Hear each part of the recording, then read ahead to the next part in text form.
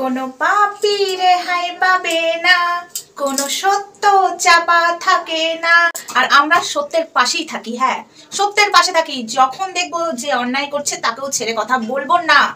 এমন কোনো কাজ করি না আমরা যে আমাদেরকে লাইভ ভিডিও ডিলিট করতে হয়। এমন কিছু বাড়াবাড়ি করি না যে পরেক্ষণে এসে আমাকে মাথা নত করে ক্ষমা চাইতে হয়। আমি বলছি না ক্ষমা চাওয়াটা অন্যায়, ক্ষমা চাইলে ছোট হয় না, এটা কিন্তু আমি বলছি না। কিন্তু এমন কাজ করব কেন? এখানে প্রশাসনকে তুই ছোট করেছিস কালকের লাইভটাতে প্রশাসনকে ছোট করেছিস, পয়সা দিয়ে কিনেছিস। এই কথাটা তোর বলার রাইট কে দিল? বলেছিস। আজ একটা কথা বলছি, তোমরাও শোনো, আর পাঠা তোকেও বলছি, সত্যের পাশে থাকি। দেখলি তো আমরা সত্য, সেই সত্যের জয় হতেই হবে সত্যের জয়। সত্য ছাড়া আমরা কারোর পাশে দাঁড়াই না। আজ যদি দেখি রিমি, তপন পাল, পিঙ্কি পালের যদি দেখি দোষ, ধুয়ে ছেড়ে দেবো। আগেও দিয়েছি বিনা কারণে, ওটা বিনা কারণে দিয়েছিলাম। আগে যেটা দিয়েছিলাম না সেটা ভুল করে দিয়েছিলাম। হ্যাঁ, তোর পাশে দাঁড়িয়ে ভুল করে দিয়েছিলাম। যখন দেখলাম তুই ঠিক নস, তোর পাশ থেকে সরে এসেছি, ভুল করে ওদেরকে দিয়েছিলাম।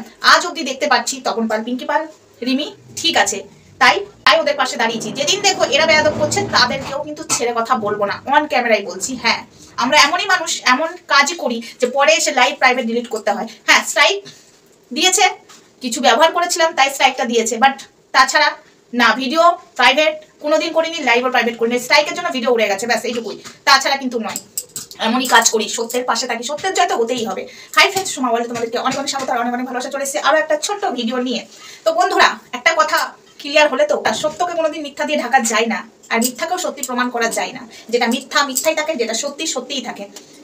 কাল ভুল করে বলে ফেললি, দুমদাম একটা অফিসারের নামে ভুল কথা বলে দিবি, মেনে নেবো আমরা? তাহলে তো আমরা ভেবেছিলাম, কিছুক্ষণের জন্য তো ভেবেছিলাম টাকা খেয়ে কি তাহলে মেয়েদের সম্মান বিক্রি হয়ে গেল? টাকা দিয়ে কি সবকিছু হয়ে যায়? তাহলে তো ছেলেরা সবকিছু করতে পারবে, এই সমাজে তো আইন বলে কিছু নেই, এটা ভেবেছিলাম। বাট আমার এটাও মনে ছিল যে প্রশাসন এতটা টাকা কিনে ফেলেছে, এখন তো মেয়েদের আইনটা বেশি। এটাও কিন্তু আমার মাথায় ছিল, যেহেতু এটা নিয়ে আমি নাড়াঘাটা করি, এই বিষয় নিয়ে আমি নাড়াঘাটা করি, মেয়েদের পাশে, এসব মেয়েদের পাশে আমরা দাঁড়াই, আমাদের একটা ইয়ে আছে। তো যাই হোক, এখানে আমি কিছু কথা বলছি না।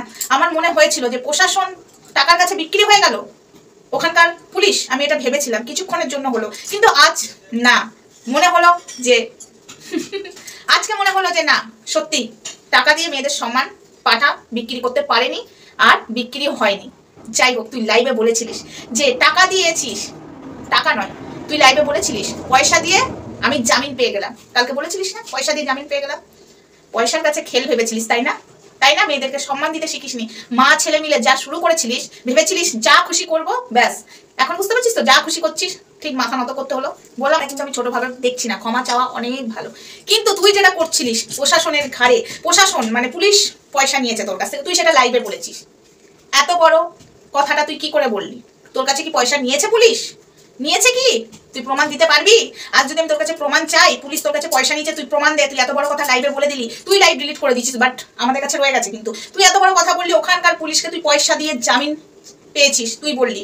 আমি তখনই ভেবেছিলাম যে মেয়েটার কোনো সুবিচার পাবে না, পয়সা দিয়ে তোর সব হয়ে গেল।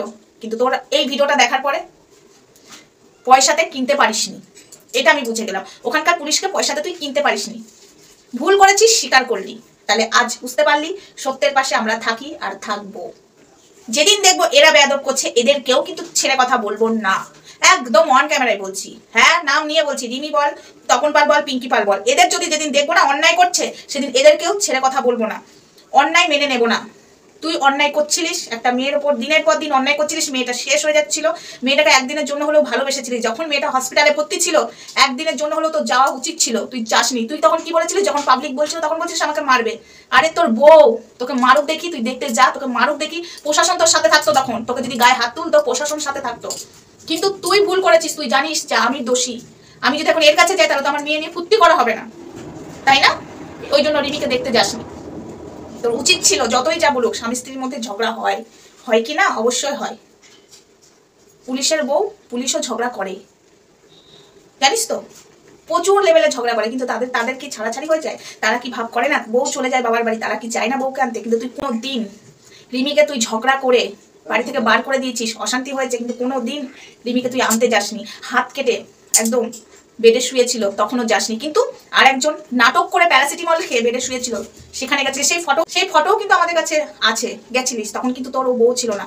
কিন্তু অন্যের মেয়ের বেলায় যেতে পারছিস যে নিজের বউ যতই অশান্তি হোক হাত কেটে পড়েছিল, গেছিলিস যাসনি, আজ তোর মনে হচ্ছে না ভুল করেছি, ক্ষমা চাইছিস, তাহলে কাল এত বড় কথাটা বললি কেন? পুলিশকে পয়সা দিয়ে, পয়সার কথা তুলেছিস, টাকা নয় সরি পয়সার কথা বলেছিস, পয়সার কথা বলেছিস যে আমি ছাড় পেয়ে গেলাম। সত্যের জয়, আবার আমি অন ক্যামেরায় বলছি, হবেই হবেই হতেই হবে। তুই বলেছিলিস না তোর বাড়িতে যে পা ধরে আমি ক্ষমা চাইবো, তার থেকেও বড় কথা তুই কি বলেছিলিস পাঠা, ওই মেয়েটার পা ধরে আমাকে ক্ষমা চাইতে হবে তবে স্ট্রাইক তুলবি, না হলে আমি শেষ হয়ে যাব। তুই আমাকেও হুমকি দিয়েছিলিস। আজ বললাম না স্বয়ং ভগবান আছে, আমি সেদিনই বলেছিলাম ভগবান যদি থাকে এর বিচার হবে। মেয়েদের সাথে অত্যাচার করছে, ইভেন আমার সাথেও তুই অন্যায় করেছিস, আমার চ্যানেলটাকে শেষ করার তুই অনেক অনেক চেষ্টা করেছিস, অন্যায় করেছিস। আমি শুধু একটাই কথা বলেছি, যদি ভগবান মানি তো ভগবান বেশি দিন না, আমি দেখতে চেয়েছিলাম ভগবানকে একটা কথাই বলেছিলাম হাত জড়ো করে, ভগবান তুমি যদি থেকে থাকো এর বিচার বেশি দিন না এর মধ্যেই করে দেখাবে, আমি তাহলে বুঝবো ভগবান তুমি আছো আমার পাশে। সত্যি ভগবান আমার পাশে আছে, সত্যি আছে। দেখ তুই আমাকে খাটাতে চেয়েছিলিস না, আমাকে আর ধরির থেকে তুই যেভাবে শেষ করতে চেয়েছিলিস, ইউটিউব থেকে বার করতে চেয়েছিলিস যেভাবে, আমাকে আর ধরির থেকে তুই ভেবেছিলিস কানবো, এসে ক্ষমা চাইবো, বিনা কারণে ক্ষমা চাই, তুই চেয়েছিলিস যে তোর কাছে ক্ষমা চাই, যেখানে আমরা কোনো দোষই করিনি, যেখানে রিমির ফটো দিয়েছিলাম সেইটাতে তুই ওয়াইফ বলে, আজ বলছি বন্ধুরা ওয়াইফ বলেও আমাকে স্ট্রাইক দিয়েছে। ওর নিজের, ওর কিছু আমি ব্যবহার করিনি, ওর নিজের ক্ষমতায় ও স্ট্রাইক দিতে পারেনি, রিমিটটা দেখিয়েও আমাকে স্ট্রাইক দিয়েছিল। ভগবান আছে বন্ধুরা, তাই আজ বিচার হচ্ছে, বিচার হবে। আমি তো এটাই ভাবছিলাম, পয়সা দিয়েও পুলিশ কিনে নিল, এত বড় সাহস। দেখ আমি পুলিশ বল প্রশাসন যাই বল, আইনকে আমি ঠুনকো ভাবে দেখি না, কোনো দিন দেখিনি। আর যারা এই আইনটাকে নিয়ে ঠুনকো ভাবে, আইনটাকে নিয়ে ছেলে খেলা করে, আমি তাদেরকে একমাত্র দেখতে পাই না। কারণ আইনটাকে ঠুনকো জিনিস নয়, আইনটা ছেলে খেলার জিনিস নয়, আইনটা আইনের মতোই চলে। পয়সা দিয়ে আইন কেনা যায় না, তুই সেটা কালকে লাইভে প্রমাণ করেছিস। তুই পয়সা দিয়ে জামিন পেয়েছিস, পয়সা দিয়ে কি করে জামিন পাস, তুই কি করে জামিন পাস? হ্যাঁ, একটা মেয়ের ওপর দিনের পর দিন অত্যাচার করছিস, তুই পয়সা দিয়ে জামিন পেয়ে গেলি। প্রশাসনকে তুই ছোট করেছিস, সেখানে পুলিশ অফিসারকে ছোট করেছিস।